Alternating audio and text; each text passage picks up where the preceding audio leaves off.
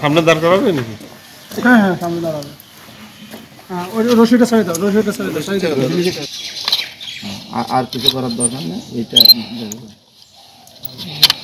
আমি দেখে দিই দাঁড়াও, পুরোটা খুলবো। আচ্ছা আমি বলতেছি তারপরে এই স্বর্ণ নিয়ে বুঝছো, দরকার ডুগডুগি রেডি।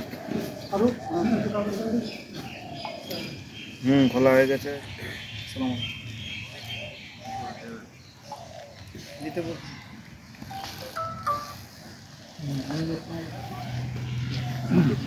এটা পরে আবার এডিট করবেন নাকি?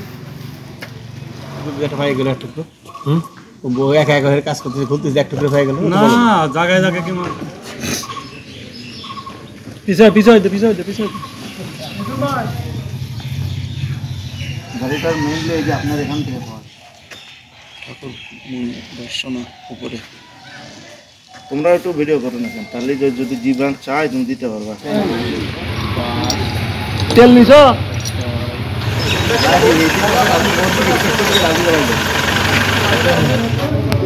রেডমি, রেডমি এ ধরুন এটা লাগা, এটা রাখেন, সিজার হবে। গাড়ি গেট পর্যন্ত যাইতে হবে। গাড়ি যায় না, গেট বন্ধ দাও, গেটটা খোলো, গেট খোলো, হেলমেট লাগাতে হবে। আবার ব্যাক করে আসবি।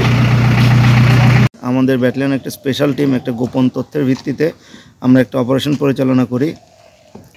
স্বর্ণ চলাচালান হবে, এই তথ্যের ভিত্তিতে আমরা একটা অ্যাম্বুশ করলে একটি মোটরসাইকেল যোগে তিনজন ব্যক্তিকে পালায় যেতে দেখি। সেখান থেকে একজনকে ধরতে সক্ষম হয় মোটরসাইকেল সহ। তো পরবর্তীতে মোটরসাইকেল তল্লাশি করে তার চাবি, যেখানে মোটরসাইকেলের চাবি ব্যবহার করা হয়, ওর নিচে একটা বক্স, ওই বক্সের ভিতরে অভিনব কায়দায় লুকায়িত অবস্থায় 9টা সোনার বার পাওয়া যায়, যার সর্বমোট ওজন 1 কেজি 178 গ্রাম। তো এর পরবর্তীতে তাকে বিভিন্ন প্রকার আইনানুগ যে ব্যবস্থা আছে সেগুলো আমরা গ্রহণ করছি, এবং একই সঙ্গে আমাদের সীমান্তের সকল প্রকারের যে নিরাপত্তা ব্যবস্থা এটা আমরা আরও জোরদার করছি।